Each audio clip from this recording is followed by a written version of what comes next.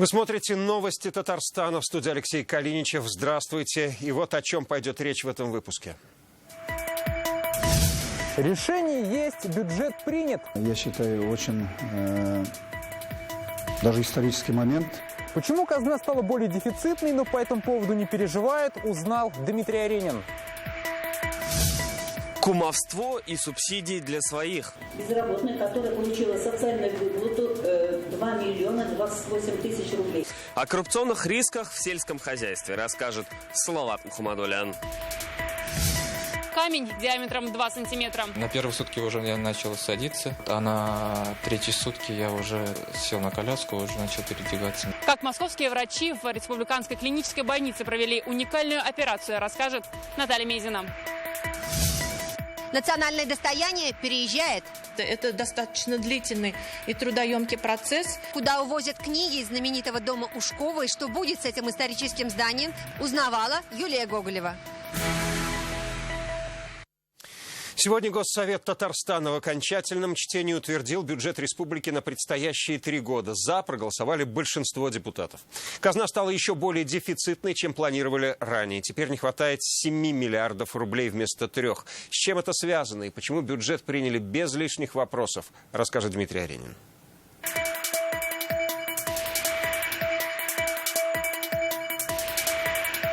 Со дня заседания, когда бюджет республики приняли в первом чтении, прошел почти месяц. За это время к законопроекту о казне поступило более 300 поправок. Свои предложения представили Кабинет министров и депутаты Госсовета. Основные изменения связаны с индексацией зарплат, соцвыплат, дополнительным поступлением средств и их перераспределением в статьях расходов. Это увеличение расходов бюджета на 1,8 миллиарда ежегодно в связи с повышением размера МРОТ.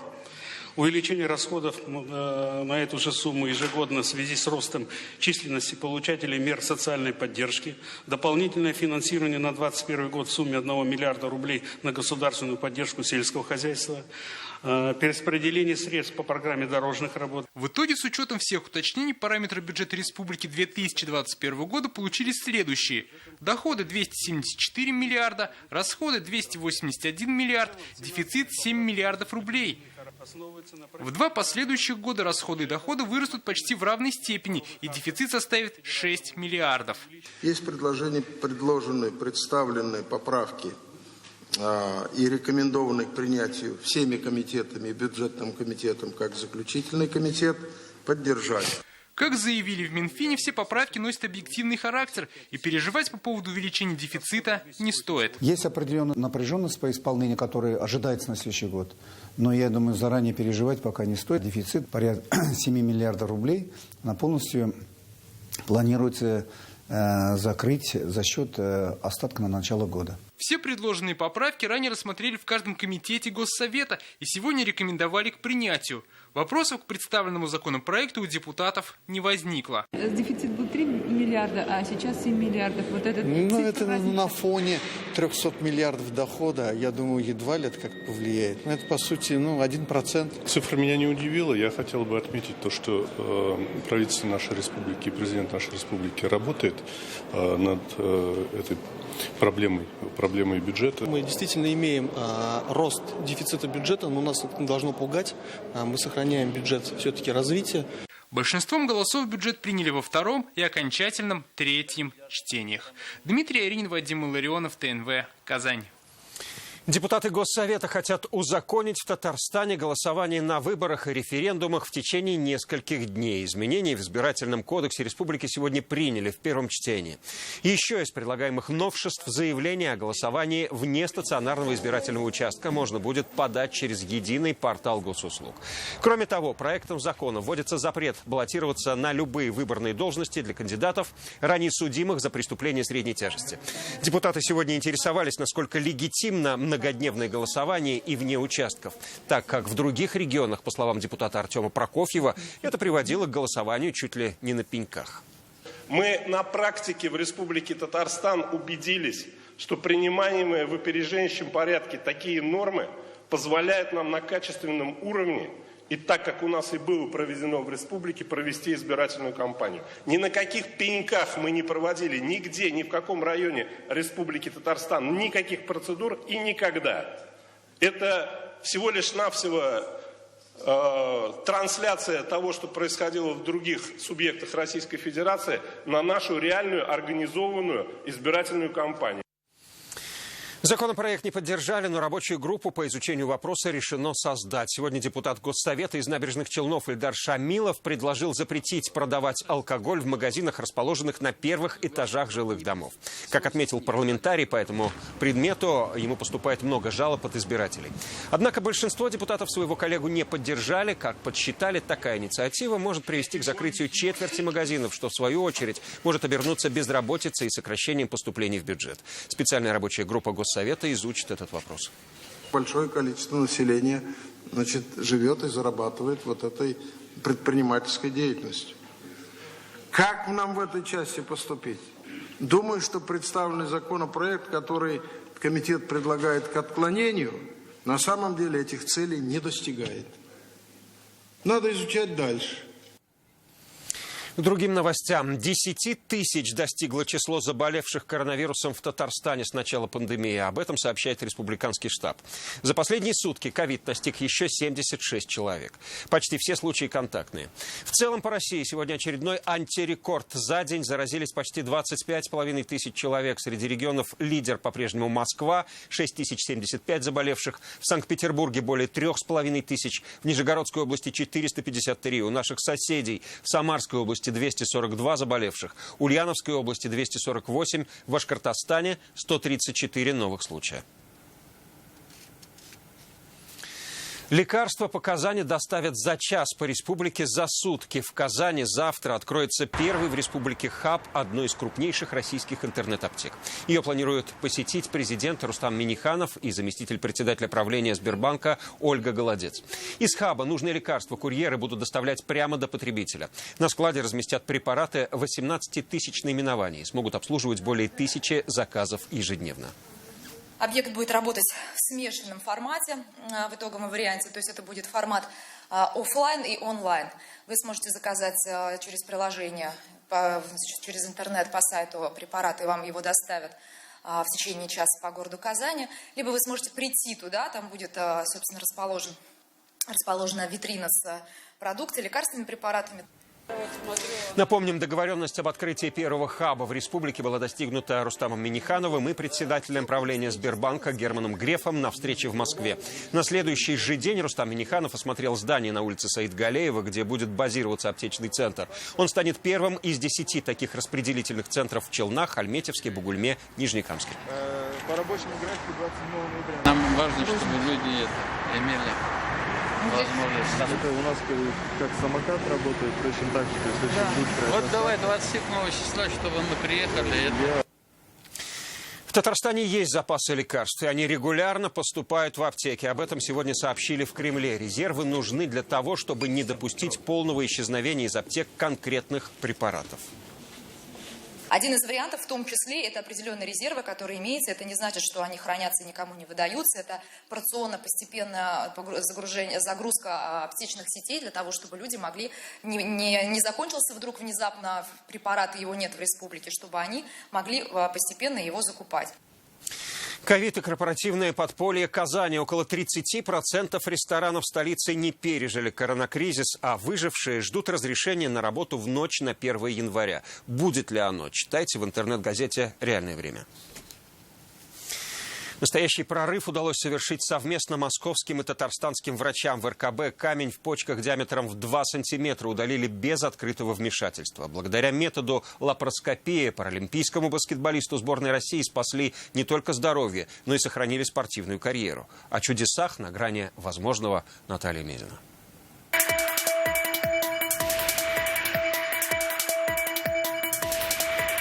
Вот такой камень диаметром 2 сантиметра, похожий на грецкий орех, мне достали из почки. Камень, напоминающий грецкий орех диаметром 2 сантиметра. Именно он стал причиной резкой боли в пояснице Динара Камалеева неделю назад. Тогда игрок паралимпийской сборной России по баскетболу находился на турнире в Петербурге. День-два отыграл с болями, то есть с таблетками там. И в итоге попал в больницу в Питере.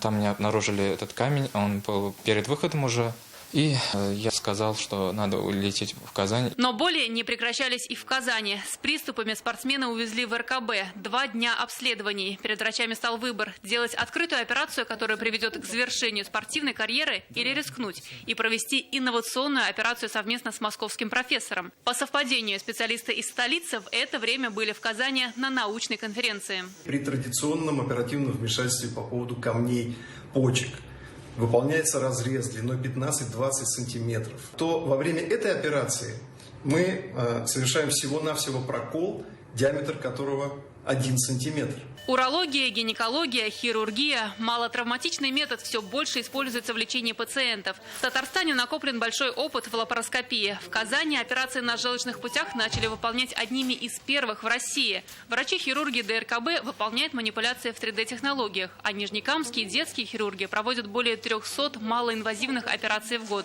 Инновационный метод сейчас начинает внедрять повсеместно. Эта операция тоже на этапе освоения сейчас внедряется в 7-й городской больнице, также в клинике медсанчасти ПФУ. И вот мы надеемся, что в ближайшее время технология будет освоена в РКБ. Сейчас Динар уже спокойно передвигается и делает зарядку. Общается с родными и друзьями по видеосвязи. Врачи уверены, уже через месяц баскетболист сможет вернуться к играм. Наталья Мезина, Алмаз Зиединов, ТНВ, Казань. Кумовство, субсидии для своих и гранты без денег. А коррупция в агропромышленном комплексе сегодня говорили за одним столом молодежь, ректоры и руководство профильного министерства. Проблему коррупционных рисков признали все стороны. В этом году в республике в сфере АПК выявили 73 факта преступления экономической и коррупционной направленности. Ущерб 60 миллионов рублей. О схемах присвоения денег и как предлагается снизить уровень мздоимства, расскажет Салават Мухаммадуллин. Имущество, земельные участки и сооружения на них, сельскохозяйственная и автотранспортная техника стоимостью не менее 132 миллионов рублей. Это все перевели на баланс района в качестве пожертвования. Предполагалось, что все будет использоваться крестьянско-фермерскими хозяйствами и ЛПХ. В исполкоме стоимость техники и ангаров занизили до 1 рубля и списали. Затем на металлолом продали за 1,5 миллиона рублей. И эти деньги в бюджет не поступили. Возбуждено уголовное дело, идет следствие. И таких примеров в сельском хозяйстве не один и не два. Начальник отдела жилищной политики исполнительного комитета одного из районов, заведомо зная об отсутствии правовых оснований, внесла в список участников и в реестр федеральной целевой программы устойчивого развития сельских территорий безработных, которая получила социальную выплату 2 миллиона 28 тысяч рублей. В этом году выявили 73 факта экономических и коррупционных преступлений в сельском хозяйстве. Нарушают как должностные лица, так и фермеры, используя не по назначению бюджетные гранты. Вопросы и к тому, кто попадает в списки получателей субсидий на жилье. Если есть нуждающиеся, да, почему некоторые районы получают, некоторые не получают? Это зависит от своевременного подачи документов от муниципалитета, не от граждан. Зависит. Как этот процесс регулируется? От муниципалитета. То есть все муниципалитеты подают списки. Все вопросы сегодня от молодежи. Дискуссионный клуб по теме коррупционных рисков в сельском хозяйстве они предложили провести сами. К нам не обращались с тем, что молодежь конкретно столкнулась, и мы понимаем, что коррупцию не стоит сегодня воспринимать в лоб. Это коррупция, которая проявляется в качестве кумовства, превышения должностных полномочий, а также халатности на местах. Еще один вопрос от молодежи. Целевое обучение в аграрных вузах. По их словам, информация об условиях целевого приема на сайтах не найти, но при этом студенты такие есть. Неожиданным стало предложение ректора университета кооперации заменить имена и фамилии претендентов на гранты на коды, чтобы исключить кумовство. Чтобы конкурсное дело было не с фамилией, именем и отчеством, а было бы обезличено. И мы бы рассматривали бизнес-план, мы бы рассматривали все, но не зная, чью заявку мы рассматриваем. Так, возможно, конкурсы станут прозрачнее и выиграть своим будет сложнее. Салават Мухаммадуллин, Игорь Романов, ТНВ, Казань. Если у вас есть интересные истории, присылайте их на наш WhatsApp. Его номер 8 987 420 0101. Сообщения принимаем круглосуточно. Ваши новости, присланные фото и видео могут стать репортажами в наших выпусках. С июля в Татарстане установили более 12 тысяч умных счетчиков. Интеллектуальные приборы бесплатно ставит Татэнергосбыт. Как в республике реализуется новый федеральный закон об ответственности за приборы учета, расскажет Наталья Мезина. Вам поменяли приборы учета, поставили интеллектуальные. На замену старым интеллектуальные счетчики нового поколения. Жильцам многоквартирных домов меняют счетчики, по которым вышел срок госповерки, и подробно разъясняют правила эксплуатации новых приборов учета электроэнергии и их преимущества. В соответствии с федеральным законом Российской Федерации обязанность по установке интеллектуальных приборов учета электрической энергии в многоквартирных жилых домах Республики Татарстан возложена на Татэнергосбыт. За прибор учета, его установку и опломбировку оплачивать потребителям не нужно.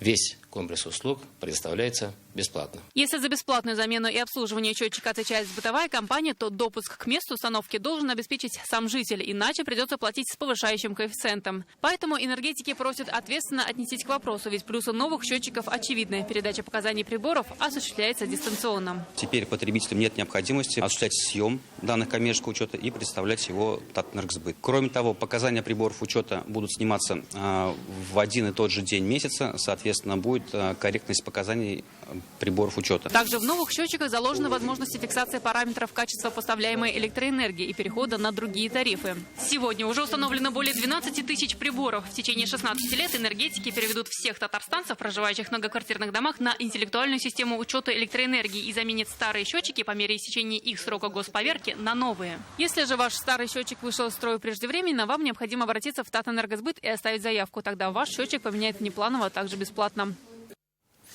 Судебные приставы запустили долгожданный онлайн-сервис на сайте госуслуг. Он позволяет татарстанцам, не посещая отделение ФССП, направить обращение на взыскание алиментов или задолженности. Сервис называется «Цифровое исполнительное производство». Приставы уверены, это решит проблему огромных очередей в отделениях ведомства.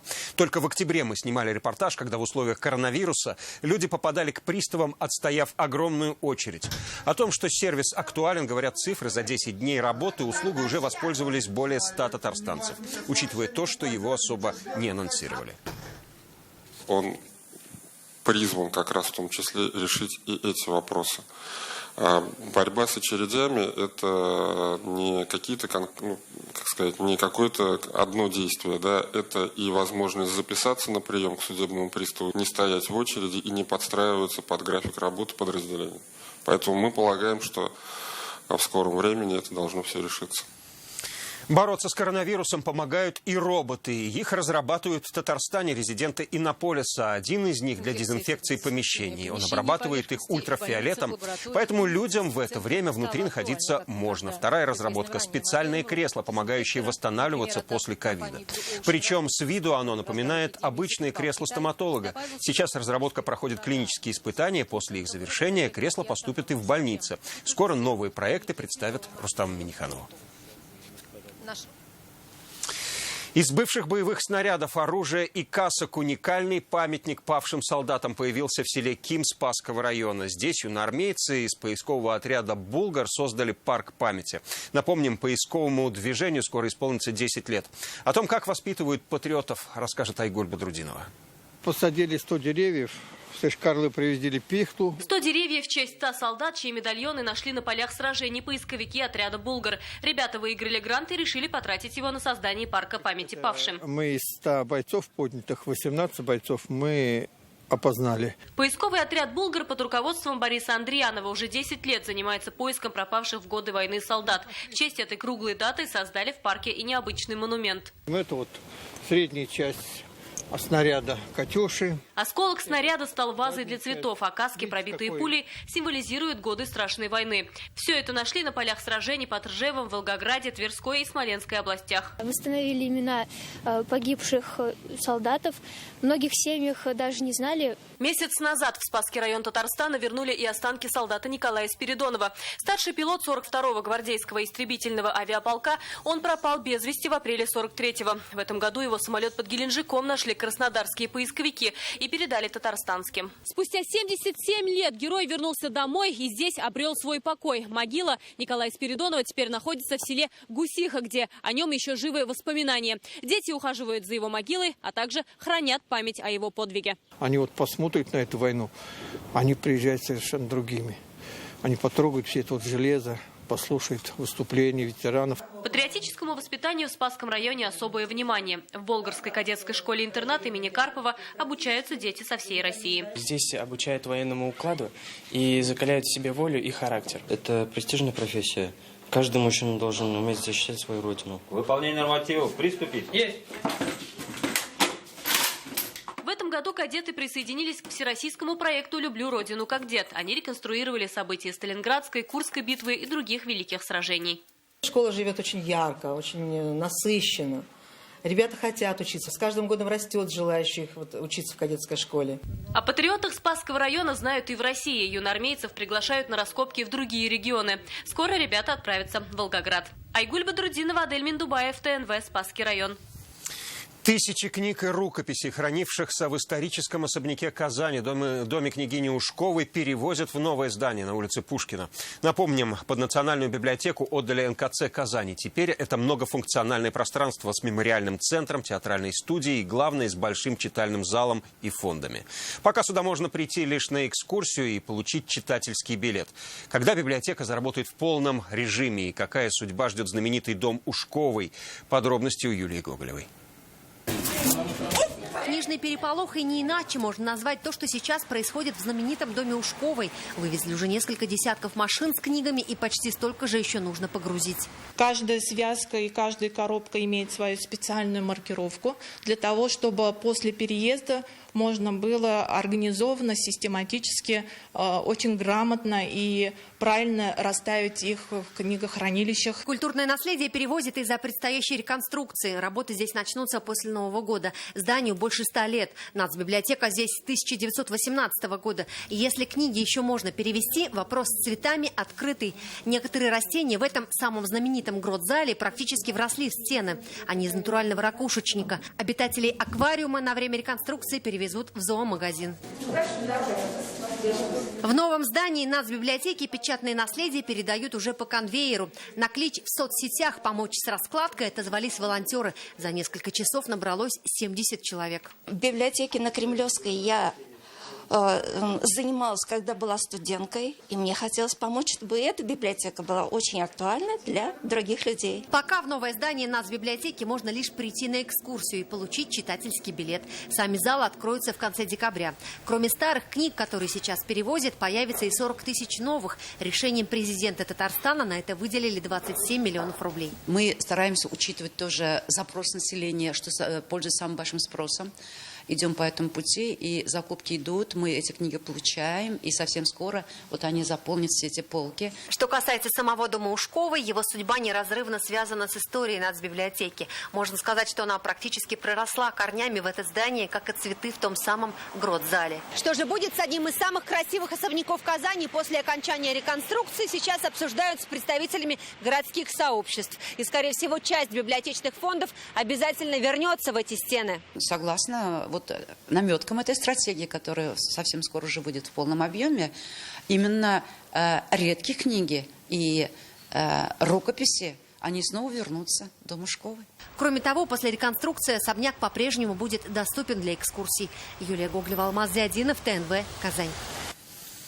Пока это все. Больше новостей в наших аккаунтах ВКонтакте и Инстаграм. Сейчас о погоде и до встречи.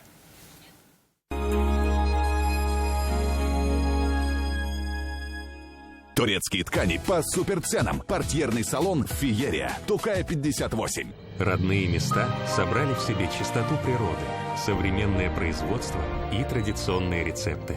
Родные места. Природа традиций. 21 ноября в 9:00 открытие нового магазина одежды, обуви и аксессуаров «Август Рашт» в городе Зеленодольске по проспекту Строителей 30 ТЦ Эссен. А 27 декабря в 18:00 проводится розыгрыш призов. Главный приз «Лада Гранта». Совершая покупки от 1000 рублей, вы становитесь участником розыгрыша. Срок действия акции до 27 декабря 2020 года. Подробности организации акции, правила проведения, количество призов, дате и месте получения на avgusdefisrush.ru.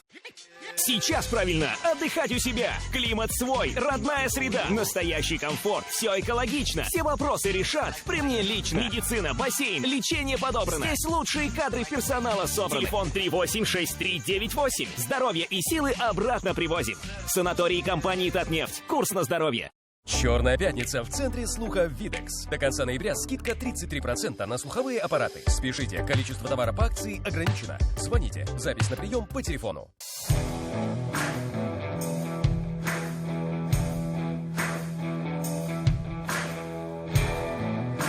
Маски бывают разные.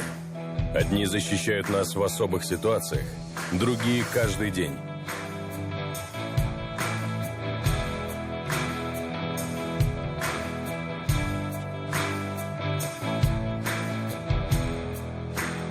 Носите маски, берегите себя.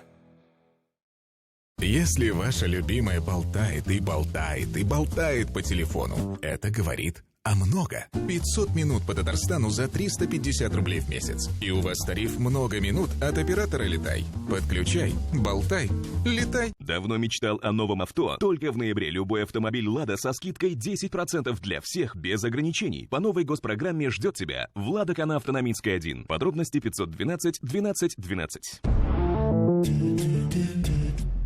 Что значит жить лучше?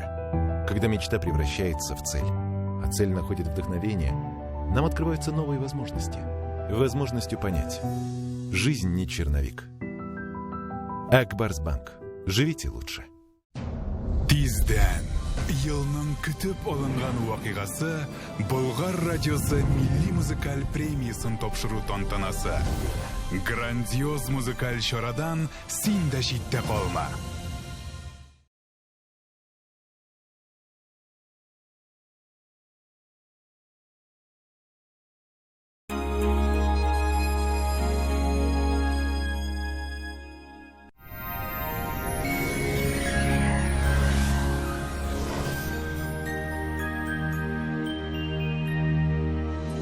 Здравствуйте! Ноябрь засекли лужи, остудил воздух и покрыл землю снегом. И готов передать эстафету зиме. О погоде на 27 ноября после полезной информации. Компания «Данил Мастер» работает в прежнем режиме с соблюдением всех правил безопасности. Не откладывайте заказ и радуйтесь своей новой кухне или шкафу-купе уже сейчас. Звоните 2-167-166. «Данил Мастер» с заботой о вас. По данным сервиса Яндекс.Погода, 27 ноября на юго-востоке в Бугульме, Бавлах, Азнакаево облачно, выпадет снег, немного похолодает до -5.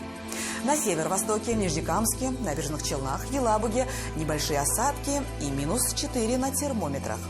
Для жителей севера Татарстана 27 ноября будет пасмурным. Ветер умеренный, атмосферное давление в норме. Температура существенно не изменится. Гуляйте чаще на свежем воздухе и, главное, пребывайте в хорошем настроении. На северо-западе, в Арске, в Кукмаре, Балтаси также не обойдется без небольших осадков. Сильные морозы пока не ожидаются, -6.